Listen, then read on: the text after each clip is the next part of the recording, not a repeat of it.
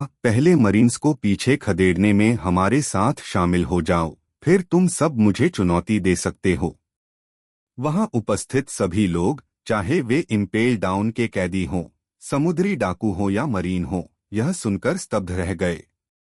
White beard ने वास्तव में क्लाउन बंटी के साथ गठबंधन का प्रस्ताव रखा था। जब उन्होंने इस बात पर विचार किया तो हर कोई आश्चर्यचकित हुए बिना नहीं रह सका।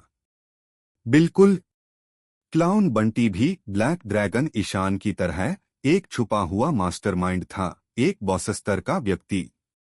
नौसेना द्वारा उसे इम्पेल डाउन दंगों के पीछे के मास्टरमाइंडों में से एक के रूप में वर्गीकृत करना वाकई सही था।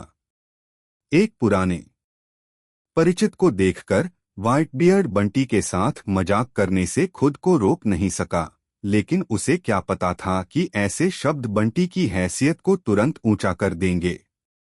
ईशान सोच में डूबा अपनी ठुड्डी रगड़ता हुआ इस दृश्य को देखता रहा। यह स्थिति कुछ कुछ वैसी ही थी जैसी उसने कल्पना की थी। यह उसकी उम्मीदों से बिल्कुल मेल खाती थी। व्हाइट बियर्ड और बंटी के बीच सार्वजनिक बातचीत बंटी के खतरे के बारे में नौसेना के आकलन को काफी बढ़ा देगी। युद्ध के बाद वे बंटी को भी वारलॉर्ड का निमंत्रण दे सकते थे, जैसा उन्होंने उसे दिया था। अगर बंटी 7 सरदारों में अपनी जगह पक्की कर लेता तो ईशान की योजना पूरी हो जाती। इसलिए वह बस मुस्कुराता रहा और घटनाक्रम से खुश होकर देखता रहा। व्हाइट बियर्ड द्वारा बंटी और मगरमच्छ से निपटने के बाद समुद्री लुटेरों के बीच उपद्रवी तत्व अस्थायी रूप से शांत हो गए। फिर व्हाइट बियर्ड ने अपना नागिनाता घुमाया और उसकी नोक सेंगोकू और गोपाल की ओर तानते हुए कहा, सेंगोकू, क्या तुम अब भी लड़ना चाहते हो? वाह! व्हाइट बियर्ड के शब्द निकलते ही समुद्री डाकू खुशी से झूम उठे, उनका मनोबल बढ़ गया। सेनगोकू ने व्हाइट बियर्ड को देखते ही दांत पीस लिए। वह अपने सामान्य मानव रूप में लौट आया था। उसकी फ्लीट एडमिरल की वर्दी फट चुकी थी और उसका मजबूत मांसल ऊपरी शरीर दिखाई दे रहा था, जिस पर पिछली लड़ाइयों के स्खम थे। उसने गोपाल की तरफ देखा, जो हल्का सा मुस्कुराया और मुट्ठी भींचते हुए बोला, चलो चलें। हम बूढ़ों के लिए तो यही आखिरी काम है। यह कहते हुए सेनगोकू जोर से चिल्लाया और वापस बुद्ध रूप में आ गया। गोपाल नीचे बैठ गया। उसकी उभरी हुई मांसपेशियां उसके कपड़े फाड़ रही थीं और उसकी मुट्ठियां गहरे काले रंग के आर्मामेंट हकी से ढकी हुई थीं। वाइस एडमिरल त्सुरु ने बगल से आह भरते हुए कहा, पुरुषों। हालांकि उन्होंने व्हाइट बियर्ड के शब्दों पर कोई प्रतिक्रिया नहीं दी, लेकिन सेनगोकू और गोपाल के कार्यों ने खुद ही सब कुछ कह दिया। युद्ध उस बिंदु पर पहुंच गया था जहां नौसेना पीछे नहीं हट सकती थी और वे निश्चित रूप से व्हाइट बियर्ड की उपस्थिति के कारण पीछे नहीं हटते। सेनगोकू और गोपाल को व्हाइट बियर्ड पर सीधे हमला करते देख नौसेना ने दांत पीस लिए और दहाड़ते हुए समुद्री डाकुओं पर फिर से हमला बोल दिया। युद्ध का मैदान, जो व्हाइट बियर्ड की उपस्थिति के कारण स्पष्ट रूप से विभाजित हो गया था, एक बार फिर अराजक हो गया। दोनों पक्ष सहज रूप से उन दुश्मनों पर टूट पड़े जिनसे वे पहले लड़ चुके थे। इनेल ने किजारू की ओर एक वज्र ड्रैगन दहाड़ता हुआ भेजा, जबकि आओकिजी ने अपनी शक्ति से एक बर्फ की तलवार बनाई और राघव चौहान पर वार किया। सिर्फ अकैनु इस पैटर्न से अलग हुआ। मनीष के पीछे जाने की बजाय उसने भीड़ पर नजर डाली और फिर दूसरी दिशा में छलांग लगा दी। धिक्कार है। नहीं। आरव ने देखा कि अकैनु किस दिशा में जा रहा है और चिल्लाया, ललित, सावधान। वह भी उसी दिशा में दौड़ा। ईशान को भी अकैनु के निशाने का एहसास हुआ। उसने मन ही मन कोसा और आरव का पीछा किया। अकैनु का निशाना कोई और नहीं बल्कि स्ट्रॉ हैट पायरेट्स के कप्तान मंकी डी ललित थे, जो भीड़ में शामिल थे। व्हाइट बियर्ड पूरी तरह से विजयी होकर, पूरी तरह से स्वस्थ होकर लौटा था और अकैनु ने भी इसे देखा। उसे यकीन नहीं था कि इस युद्ध का अंत कैसे होगा, लेकिन पहले ही किए गए भारी बलिदानों को देखते हुए पूरी हार नौसेना की प्रतिष्ठा के लिए एक बड़ा झटका होती। इसलिए अकैनो ने फैसला किया कि युद्ध का परिणाम चाहे जो भी हो, वह यह सुनिश्चित करेगा कि नौसेना अपने नुकसान की कुछ भरपाई करे। और वह पुनर्प्राप्ति क्रांतिकारी ड्रैगन का बेटा बंदर डी ललित था। ललित की ओर बढ़ते हुए अकैनो के शरीर का निचला आधा हिस्सा बहते हुए मैग्मा में बदल गया। घने धुएं में लिपटी उसकी विशाल मुट्ठी सीधे ललित पर निशाना साध रही थी। ललित अकैनो की भयानक शक्ति से अनजान, अपनी मुट्ठियां उठाए हमले का सामना करने के लिए तैयार मूर्खतापूर्वक वहां खड़ा था। ललित को खतरा समझ नहीं आया, लेकिन आरव को समझ आ गया। आरव ने एक हताशा भरी छलांग में ललित के मुंह पर लात मारी, जिससे वह एक तरफ उड़ गया। अकैनो की मुक्का निशाने से चूक गई, लेकिन आरव के निचले पैर में झुलस गई। चूंकि आरव लात मारने के लिए अपने मूल रूप में नहीं आया था, इसलिए वह घायल हो गया और गिरते ही दर्द से कराह उठा। आरव भी अकैनो के मुख्य लक्ष्यों में से एक था। अकैनो ने बिना किसी हिचकिचाहट के अपनी मुट्ठी वापस नहीं खींची, बल्कि उसकी दूसरी मुट्ठी एक खूंखार मैग्मा हाउंड में बदल गई, जिसके जबड़े खुले हुए थे और वह गिरे हुए आरव की ओर झपटा। तभी ईशान वहां पहुंचा। उसने आरव की गर्दन पीछे से पकड़कर उसे पीछे की ओर खींचा, फिर घूम गया। उसका पैर काली लपटों में घिरा हुआ था और उसने मैग्मा हाउंड के सिर पर लात मारी। धमाका! गहरे लाल रंग का मैग्मा और काली लपटें चारों तरफ बिखर गईं, जिससे अकैनो का हमला नाकाम हो गया। उतरते ही ईशान ने बिना देखे पीछे की ओर इशारा किया और ललित से कहा, पीछे हट जाओ। तुम उसका मुकाबला नहीं कर सकते। नहीं! ललित चिल्लाया। आरव को अपनी वजह से चोट पहुंचाते देख उसका गुस्सा और बढ़ गया। मैं उसे पीटकर मार डालूंगा। चुप रहो। वो नौसेना का एडमिरल है। ईशान ने ठंडे स्वर में जवाब दिया। देख नहीं रहे हो? वो तुम्हें मारना चाहता है। रास्ते से हट जाओ। अभी दिखावा करने का समय नहीं है। लफी वो सही कह रहा है। आरव भी खड़ा हो गया और अपनी टोपी गर्दन के पीछे सरका ली। तुम तो उसका मुकाबला ही नहीं कर सकते। चलो हम संभाल लेते हैं। ओह ओह! ईशान और आरव के चेहरों पर गंभीर भाव देखकर ललित को आखिरकार समझ आ गया। हालांकि वह अक्सर बेपरवाह रहता था, पर नासमझ नहीं था। वह मुड़ा और भाग गया।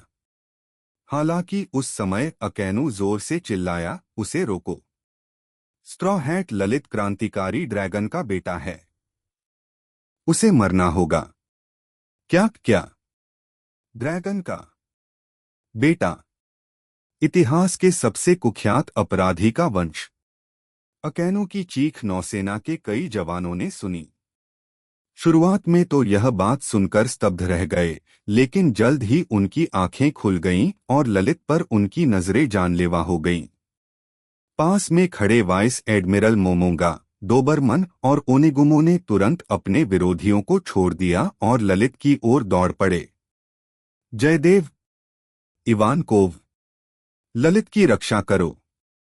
ईशान तुरंत चिल्लाया। इवानकोव और बाकी लोगों ने पहले ही स्थिति भांप ली थी। ईशान की आज्ञा के बिना भी वे दौड़े चले आ रहे थे। वाइस एडमिरल मोमोंगा पहले पहुंचे और भागते हुए ललित पर वार किया, लेकिन इवानकोव ने डेथ विंग से उन्हें रोक लिया, जिससे वे एक शॉकवेव के साथ उड़ गए। हालांकि नौसेना के सैनिकों का लगातार दल ललित की ओर बढ़ता रहा। ललित ने डटकर मुकाबला किया और एक के बाद एक दुश्मन को खदेड़ दिया।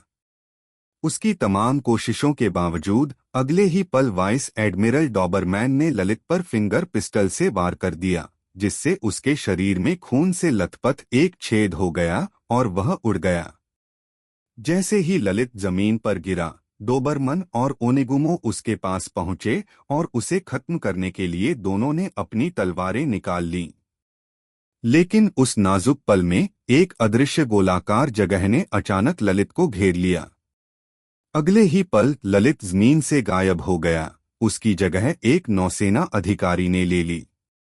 डॉबरमैन और ओनेगुमो की तलवारें सीधे नौसेना अधिकारी के शरीर में घुस गईं। क्या? यह देखकर दोनों चौंक गए और तुरंत ललित को खोजने लगे, तो पाया कि स्ट्रॉ हैट ललित किसी तरह ट्राफल्गर लक्ष्य के बगल में प्रकट हो गया था। लक्ष्य ने ही हस्तक्षेप किया था। अपनी डेविल फ्रूट क्षमता का इस्तेमाल करके उसने ललित को समय रहते खतरे से बाहर निकाल दिया था। मनीष और बाकी लोगों ने देखा कि क्या हो रहा है। यह जानते हुए कि ललित आरव का भाई है, 2 डिवीजन कमांडर दौड़े दौड़े वहां पहुंचे। उसी समय जयदेव और इवानकोव भी आ पहुंचे। उनमें से एक समूह ने स्ट्रॉ हैट ललित को बचाने के लिए नौसेना के वाइस एडमिरल से लड़ना शुरू कर दिया। धिक्कार है, एक के बाद एक। अकैनु, जो इस समय ईशान और आरव से युद्ध में व्यस्त था, ने अपनी आंख के कोने से यह देखा और बहुत नाराज हुआ। वह स्ट्रॉ हैट ललित से व्यक्तिगत रूप से निपटने का इरादा रखता था, लेकिन ईशान अच्छी तरह जानता था कि ललित के लिए असली खतरा सिर्फ नौसेना के 3 एडमिरल ही हो सकते थे। बाकी वाइस एडमिरल जयदेव और इवानकोव की सुरक्षा में ललित को कोई नुकसान नहीं पहुंचा पाएंगे। इसलिए ईशान और आरव ने सिर्फ अकैनु पर हमला करने पर ध्यान केंद्रित किया, ललित की मदद करने के बारे में सोचा भी नहीं। आरव के पैर में चोट तो लगी थी, लेकिन ज्यादा गंभीर नहीं थी। वह दर्द सहन कर सकता था, और अगर दर्द असहनीय हो जाता तो ईशान उसके पास होता और उसे किसी भी पल ठीक कर सकता था। दोनों ने अकैनु को दोनों तरफ से घेरकर ताबड़तोड़ हमला बोल दिया। काली लपटों से लथपथ ईशान का ब्लेड अकैनु पर लगातार वार कर रहा था, जबकि सफेद लपटों से लिपटी आरव की मुट्ठियां उसे दूर से सहारा दे रही थीं और अकैनु पर बार बार ताबड़तोड़ वार कर रही थीं। मुसीबत। उस समय अकैनु के मन में बस यही विचार था। उसने पहले ही देख लिया था कि ईशान की भयानक काली लपटों का तापमान उसके मैग्मा से ज्यादा था। जब मैग्मा इन काली लपटों से टकराता तो वह जलकर काले कार्बन के अवशेष में बदल जाता। इस वजह से अकैनु को युद्ध में सावधानी बरतनी पड़ी। अब अग्निमुट्ठी आरव के युद्ध में शामिल होने से उसकी सफेद लपटों का तापमान भी काफी बढ़ गया था। अकैनु को भी उनसे छूते ही जलन महसूस होती थी। आखिरकार ईशान की आरव को दी गई सलाह रंग ला रही थी। कम से कम अब आरव की क्षमताओं का विकास सही दिशा में हो रहा था और अब वह मैग्मा फल की शक्ति से बंधा हुआ नहीं था। एक बार जब शैतान फल की क्षमता का निरोधक प्रभाव खत्म हो गया तो अकैनु केवल अपनी हकी और शारीरिक कौशल पर ही भरोसा कर सकता था। एक एडमिरल के रूप में अकैनु की हाकी और शारीरिक तकनीकों में महारत निस्संदेह सर्वोच्च थी। उन्होंने अपनी मैग्मा मुट्ठी को हाकी से ढक लिया और सीधे ईशान से भिड़ गए।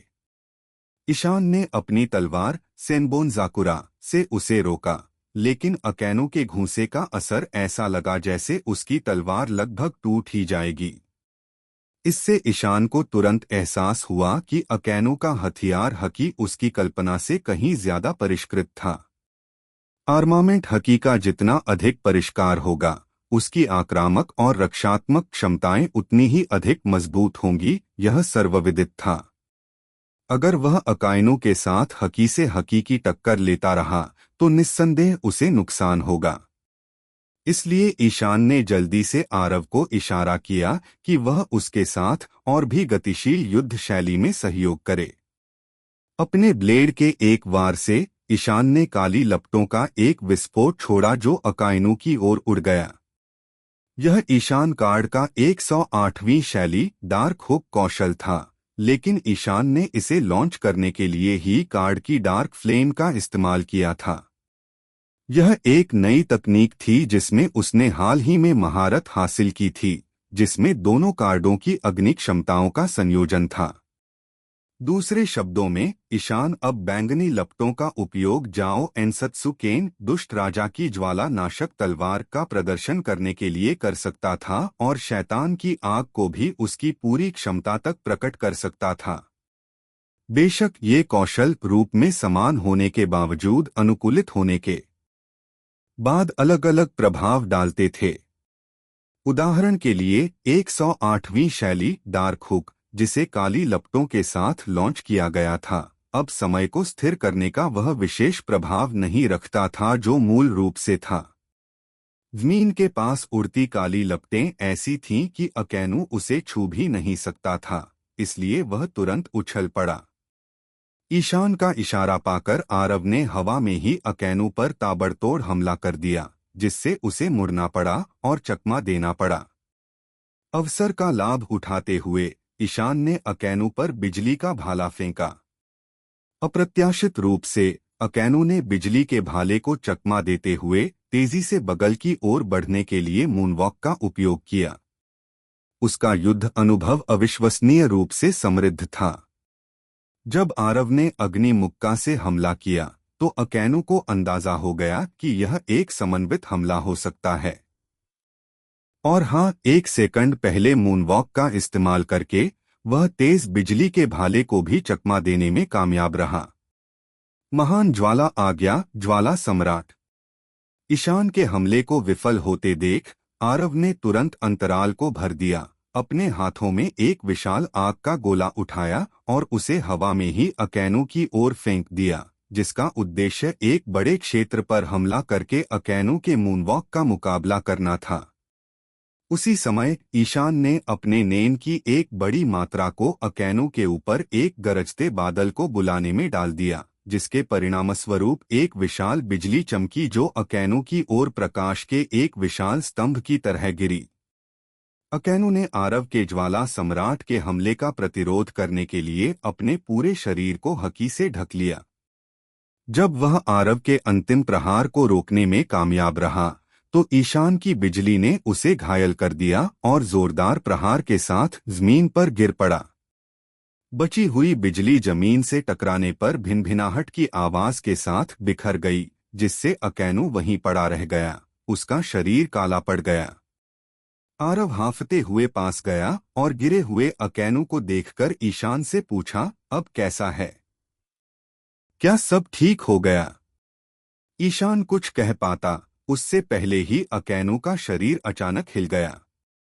हाथों से खुद को सहारा देते हुए वह उठा।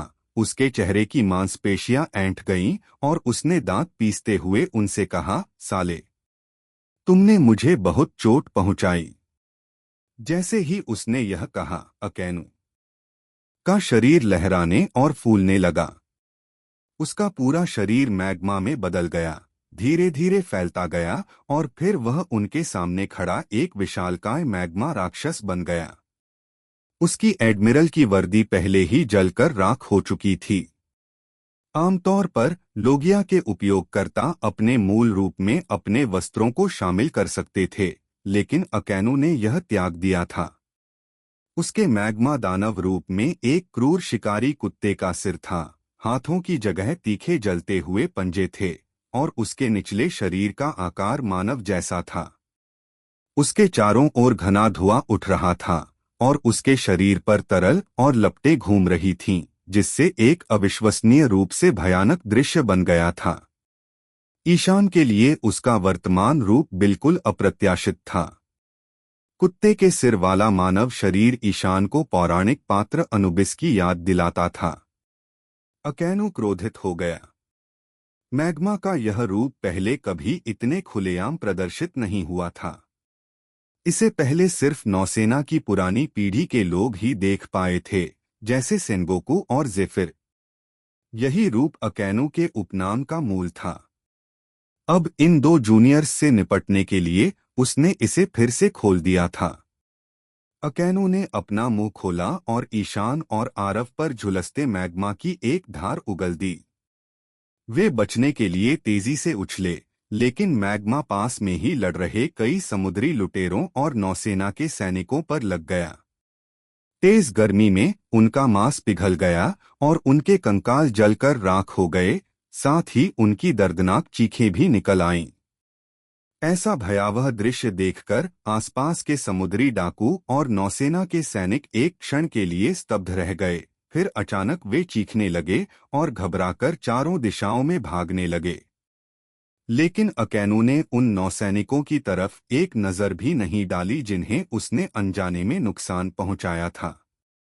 उसने अपने मैग्मा पंजों को जोर से घुमाया और सीटी की आवाज के साथ उन्हें ईशान और आरव की तरफ झपटा। रूपांतरित अकैनू सचमुच शिकार का पीछा करते एक क्रूर शिकारी कुत्ते जैसा लग रहा था। उसकी इस जबरदस्त ताकत ने उसे और भी ज्यादा क्रूर और दुर्जय बना दिया था। ईशान और आरव ने अकैनू के हमलों से बचने के लिए अपनी तेज रफ्तार का इस्तेमाल किया, लेकिन उनकी हरकतें अभी भी बेढंगी थीं।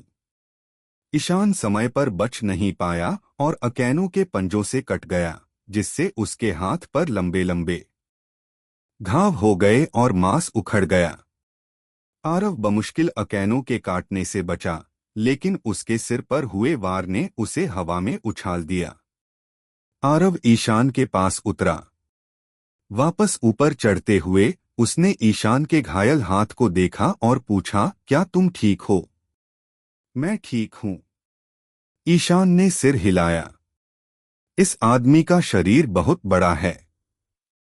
साधारण हमले काम नहीं आएंगे। हमें इसे इसी चाल से मारना होगा। समझ गया। आरव तुरंत समझ गया कि ईशान का क्या मतलब है और उसने सहमति में सिर हिलाया। अकैनू सीधा हुआ और फिर से उन पर टूट पड़ा, लेकिन इस बार उसने देखा कि ईशान और आरव बच नहीं रहे थे, बल्कि वे हाथ जोड़े अपनी जगह पर डटे रहे। उनके हाथों से एक सफेद और एक काली लौ प्रज्वलित होकर गरजने लगी। ईशान और आरव, जिनकी आंखें तीव्र लड़ाकू भावना से जल रही थीं, ने अकैनू के आने वाले जबड़ों का सामना किया और आग की लपटों को तेजी से आगे बढ़ाया। कुत्ता, मार, तोप। एक काली और एक सफेद लौ अपनी लंबी पूंछों को खींचते हुए एक दूसरे में लिपटी हुई अकैनू की ओर उड़ रही थी।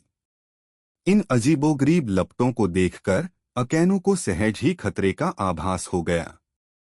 हालांकि उसके बचने के लिए बहुत देर हो चुकी थी।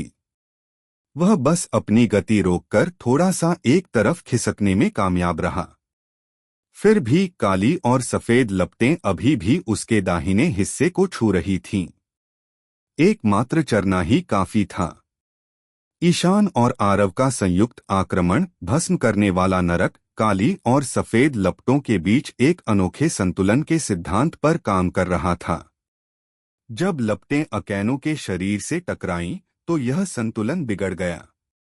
अगले ही पल भयंकर लपटें भड़क उठीं और एक विशाल अग्नि तूफान में बदल गईं। आग का तूफान पहले तो बाहर की ओर फैला, काली और सफेद लपटें बढ़ती गईं। फिर लपटें अचानक सिकुड़ गईं और एक विशाल भंवर बन गया, जिसने अपने आसपास की हर चीज को आग के भंवर में खींच लिया। एक अद्भुत दृश्य सामने आया। काली और सफेद लपटें तेजी से घूम रही थीं, मानो किसी ताइजी प्रतीक की तरह लगातार मंथन और विस्तार कर रही थीं। धीरे धीरे बीच में आग का एक विशाल स्तंभ बन गया। यह अग्नि स्तंभ घूमता हुआ मोटा और भी प्रचंड और ऊंचा होता जा रहा था, मानो आकाश को भेद कर एक भयंकर बवंडर पैदा करने की कोशिश कर रहा हो। जमीन पर आग की लपटें लगातार व्यापक होती गईं। 100 मीटर, 200 मीटर, 500 मीटर, 1000 मीटर। चूंकि ईशान, आरव और अकैनू इसी इलाके में लड़ रहे थे, इसलिए आसपास बहुत कम लोग थे जो आग की लपटों में फंस सकते थे। जब आग का तूफान आया, तो सबसे नासमझ व्यक्ति भी समझ गया कि यह एक और बड़ा, व्यापक हमला है। घबराहट में सभी लोग हर दिशा में भाग गए, जितना हो सके दूर भागने की कोशिश कर रहे थे। एक पल के लिए युद्ध क्षेत्र में लगभग सभी लोग आग के तूफान में बंध गए। वे आग की प्रचंड लहरों को घूरते रहे, उनकी आंखें सदमे और भय से भरी थीं। जब सभी को लगा कि आग की लपटें फैलती रहेंगी, तभी अचानक आग का तूफान शांत हो गया। धमाका! आग का विशाल स्तंभ पल भर में जमीन पर गिर पड़ा। उसी क्षण प्रचंड गर्मी और प्रचंड आघात की लहरें जोरदार तरीके से फूट पड़ी। अनगिनत समुद्री डाकू और नौसैनिक इस प्रचंड लहर से उड़ गए। यहाँ तक कि दूर खड़े लोग भी अपनी आंखें ढककर तेज रोशनी और तूफानी हवाओं से खुद को बचाने की कोशिश कर रहे थे। विस्फोट के केंद्र से धीरे धीरे एक मशरूम जैसा बादल उठा, जो अपने साथ धूल और जल वाष्प के अनगिनत कण ले गया। जैसे ही धुआं और धूल धीरे धीरे छंटने लगी, स्तब्ध समुद्री डाकुओं और नौसैनिकों ने अंततः 3 आकृतियों को धुंध से बाहर निकलते देखा। ईशान और आरव एक दूसरे के बगल में खड़े थे, उनके हाथ आगे की ओर उठे हुए थे। दरअसल उन्होंने भी इस अग्नितूफान की विनाशकारी शक्ति का अंदाजा नहीं लगाया था। सौभाग्य से आरव का शरीर स्वाभाविक रूप से अग्नि से बना था और ईशान भी लपटों को नियंत्रित कर सकता था, इसलिए जब अग्नितूफान फूटा तो प्रचंड लपटों ने उन्हें कोई नुकसान नहीं पहुंचाया। हालांकि 2 मील के दायरे में जमीन पर जमी बर्फ पूरी तरह से पिघल चुकी थी।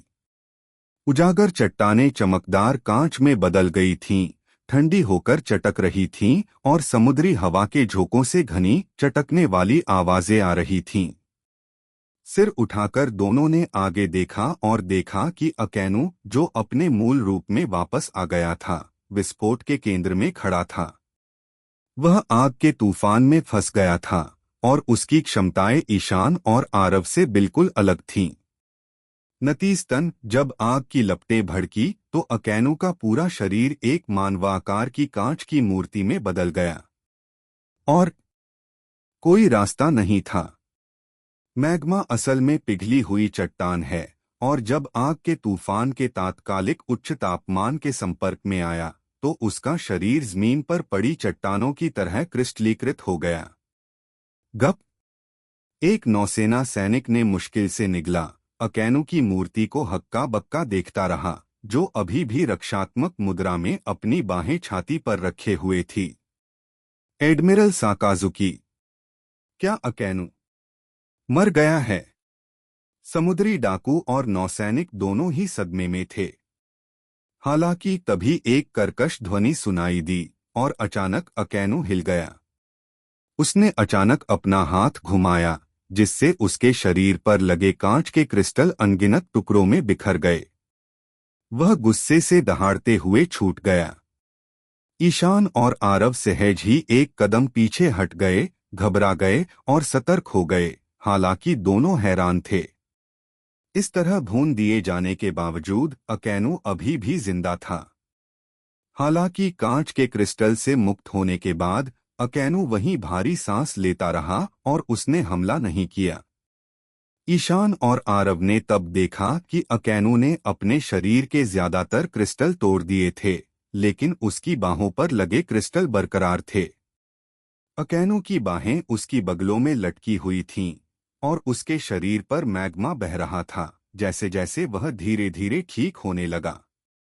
हालांकि उसका पूरा शरीर क्रिस्टलीकृत हो गया था, केवल उसकी त्वचा की सतह ही कांच में बदल गई थी। जब क्रिस्टल गिरे तो ऐसा लगा जैसे अकेनु ने त्वचा की एक परत उतार दी हो। अपनी लोगिया जैसी पुनर्योजी क्षमताओं की बदौलत वह ठीक हो पाया। हालांकि उसकी भुजाएं, जिनका उपयोग उसने स्वयं को बचाने के लिए किया था, ठीक नहीं हो सकीं। चूंकि अकेनु के शरीर का वह हिस्सा आग की चपेट में आया था, इसलिए उसकी बाहों में क्रिस्टलीकरण उसकी अपेक्षा से कहीं ज्यादा गंभीर था। तेज गर्मी उसके शरीर के बाकी हिस्सों की तुलना में उसकी बाहों में कहीं ज्यादा गहराई तक पहुंच गई थी। अपनी बाहों को, जो बेकाबू होकर कांप रही थीं, देखकर अकेनु को एक भारी बोझ सा महसूस हुआ। उसे अपनी बाहों का जरा भी एहसास नहीं हो रहा था, वे सुन्न और बेसुध थीं। उसकी हाकी भी इतनी तेज गर्मी नहीं झेल पा रही थी। अकेनो को तुरंत एहसास हुआ कि अगर उसकी बाहों का जल्द ही इलाज नहीं किया गया तो वे हमेशा के लिए खराब हो सकती हैं। गुस्से से आग बबूला होकर अकेनो ने ईशान और आरव को घूरा और दांत पीसते हुए थूका, साले, तुम्हारी हिम्मत कैसे हुई मुझे इस हद तक घायल करने की? मैं तुम दोनों को मार डालूंगा। इस समय अकेनो अपनी गंभीर चोटों के कारण मानो अपना होश खो बैठा हो। वह फिर से ईशान और आरव पर टूट पड़ा। उसकी गालियां सुनकर ईशान और आरव भौंचक के रह गए। उन्होंने एक दूसरे को देखा और फिर उसका सामना करने के लिए साथ साथ आगे बढ़े। ईशान ने अपना सेनबोनजाकुरा निकाला, जबकि आरव ने अपनी अग्निमुट्ठी तैयार की। उन्होंने बाएं और दाएं से अकेनो की क्रिस्टलीकृत भुजाओं पर निशाना साधा। चूंकि आपको अपने हाथों की परवाह नहीं है, इसलिए हम आपको उनसे छुटकारा पाने में मदद करेंगे।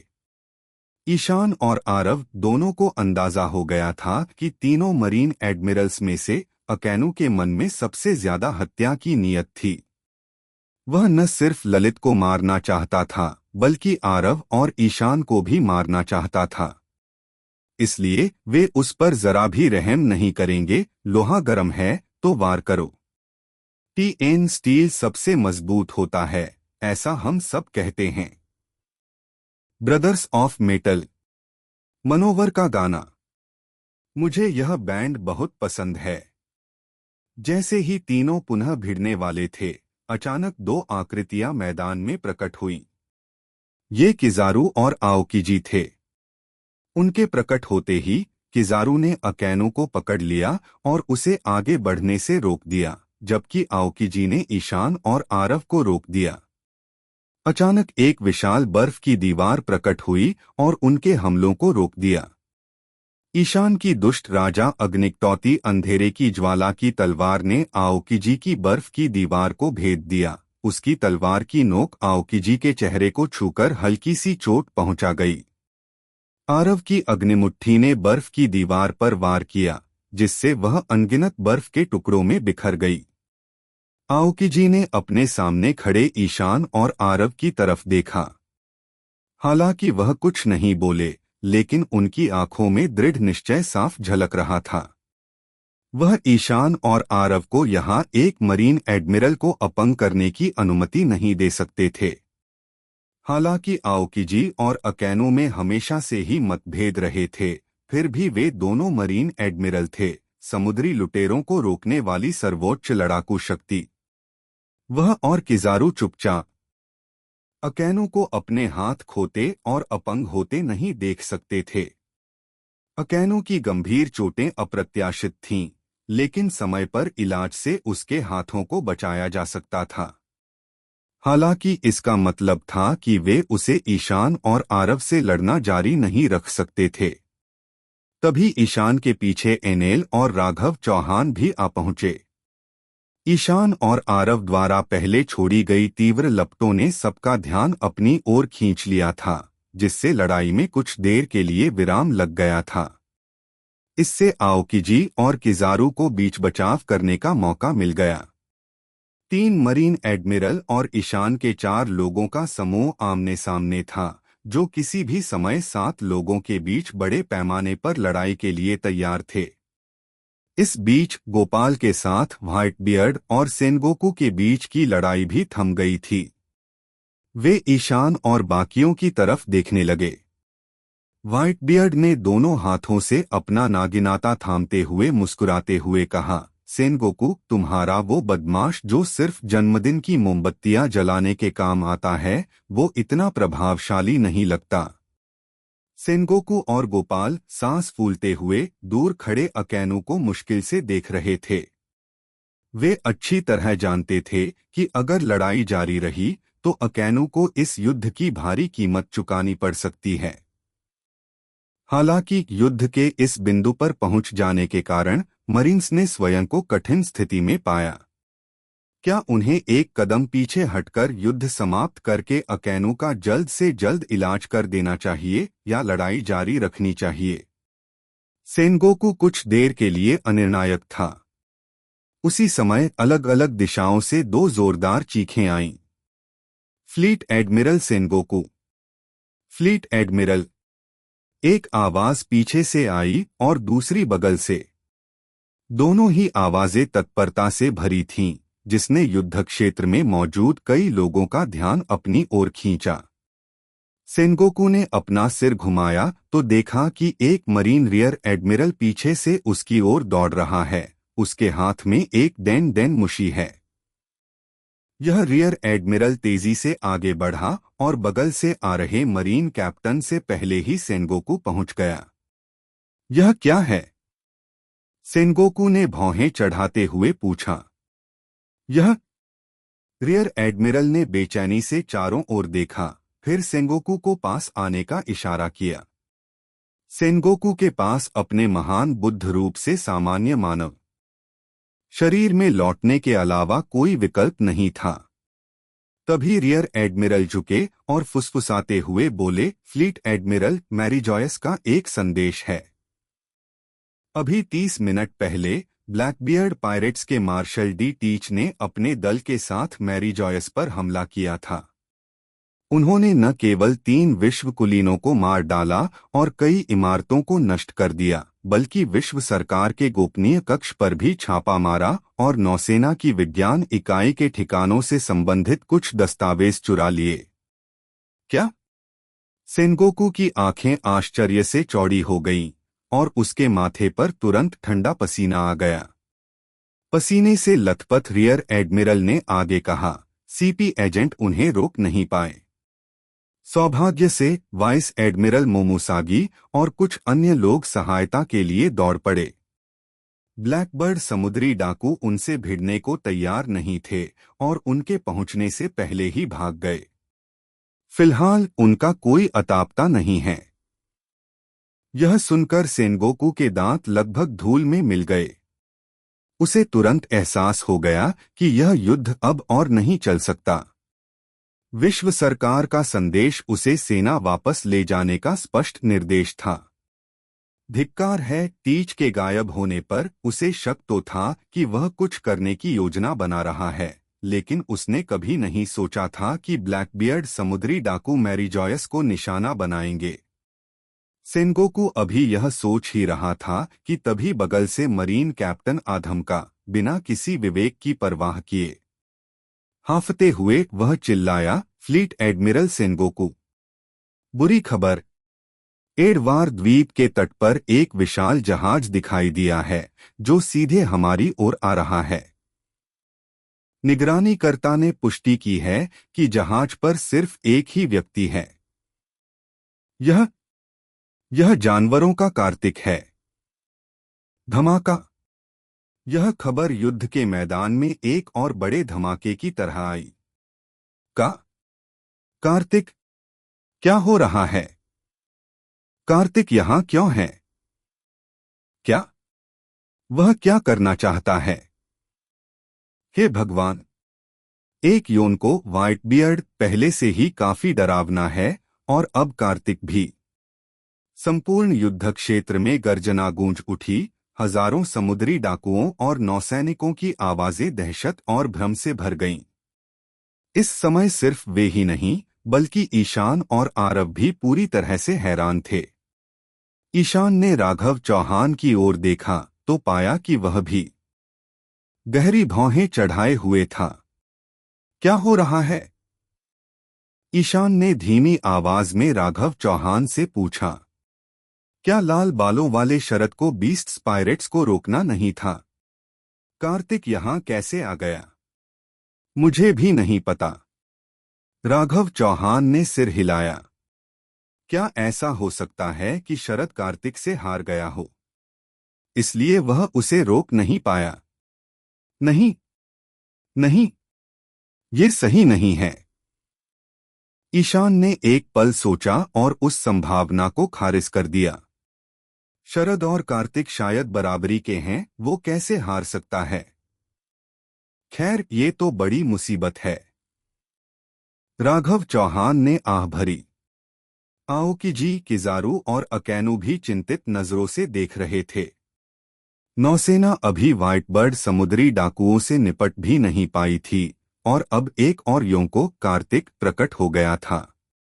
यह युद्ध दुनिया भर में प्रसारण देख रहे लोग भी बेचैन थे, स्क्रीन देखते हुए अपनी सांसें रोके हुए थे। उन्होंने नौसेना कप्तान की आवाज भी सुनी थी, लेकिन कई लोग अभी भी उम्मीद की एक किरण से चिपके हुए थे। यह देखना चाहते थे कि क्या यह वाकई सच है। एक क्षण के लिए समुद्री डाकू और मरीन दोनों ने एक साथ लड़ना बंद कर दिया और सभी ने अपनी निगाहें दूर समुद्र की ओर मोड़ लीं। नौसेना कप्तान ने कार्तिक के आने की सूचना इसी दिशा में दी थी। इस कारण युद्ध क्षेत्र के किनारे एक बड़ी चट्टान के पीछे छिपी दो आकृतियों पर किसी का ध्यान नहीं गया। फुफ। वह उम्मीद के मुताबिक आया। फ्लेमिंगो कोट पहने दो फ्लेमिंगो के मुंह के कोने पर अभी भी खून के निशान थे। उसने अपनी छाती पकड़ी, ऊपर उस तरफ देखा, फिर नीचे उकड़ू बैठा और जमीन पर लेटी हुई गेको मोरिया की आकृति से बोला, देखो, मैंने तुमसे कहा था न कि मैं उन्हें एक बड़ा सरप्राइज दूंगा, है ना? इस समय मोरिया बहुत दुखी लग रही थी, सिर से पैर तक खून से लथपथ। इससे पहले जब उसने जयदेव से मुकाबला किया था और उसे एक जोरदार मुक्का लगा था, तो मोरिया को खून की खांसी हुई थी, लेकिन उसकी हालत इतनी बुरी नहीं थी। उसकी यह हालत असल में दो फ्लैमिंगो की वजह से हुई थी। व्हाइटबियर्ड द्वारा आकाश से नीचे गिराए जाने के बाद दो फ्लैमिंगो भी घायल हो गया। इसलिए दोनों घायल व्यक्ति अस्थायी रूप से फिर से इकट्ठा हो गए। जब उन्हें एहसास हुआ कि व्हाइटबियर्ड की हालत उनकी उम्मीदों से कहीं ज्यादा खराब थी, तो उन्होंने अपना प्रयास बंद कर दिया और धीरे धीरे एक कोने में छिप गए। हालांकि ईशान, आरव और अकैनो के बीच संघर्ष के दौरान दो फ्लामिंगो ने अचानक मोरिया पर एक गुप्त हमला किया। उसे पीछे से अपने स्ट्रिंग व्हिप से मारा और मोरिया के शरीर को छेद दिया। पहले तो मोरिया को समझ नहीं आया कि दो फ्लामिंगो ने उस पर अचानक हमला क्यों किया, लेकिन फिर उसे दो फ्लामिंगो की पिछली बातें याद आ गईं। यह समझते हुए कि दो फ्लामिंगो उसे मारना चाहता है, मोरिया ने तुरंत पलटवार किया। हालांकि उसकी ताकत दो फ्लेमिंगो से बहुत कम थी और उसे जल्दी ही मौत के कगार पर पहुंचा दिया गया। दो फ्लामिंगो की हंसी सुनकर मोरिया ने अपना सिर उठाने की कोशिश की और कहा, तुम सच में कार्तिक को यहाँ लाए हो? क्या उसने तुम्हें मुझे मारने का आदेश दिया था? गलत। दो फ्लेमिंगो ने उदास होकर हंसते हुए कहा, जो लोग तुम्हें मरवाना चाहते हैं वे विश्व सरकार हैं। क्यों? मोरिया ने अविश्वास में कहा, अब आप शिचिबुकाई में से एक नहीं हैं, तो फिर विश्व सरकार की आज्ञा क्यों मान रहे हैं? क्योंकि मैं भी तुम्हें मरवाना चाहता हूं। दो फ्लेमिंगो नीचे बैठा और जोर से मोरिया के चेहरे पर थपथपाया। इसका दोष तुम्हारी अनोखी छाया फल क्षमता पर डालो। मेरा छाया फल? क्यों? तुम ऐसा क्यों कह रहे हो? मोरिया और भी उलझन में पड़ गई।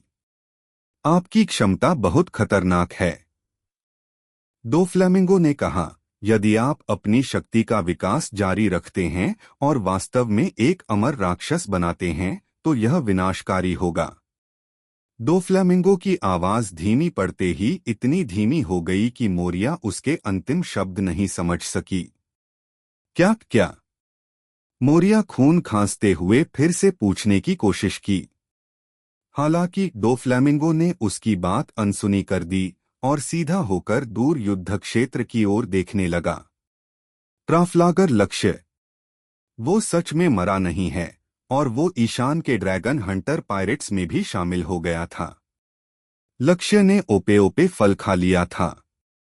अगर ईशान को बारहमासी युवा शल्य चिकित्सा की क्षमता के बारे में पता चल गया तो मुश्किलें बढ़ सकती हैं।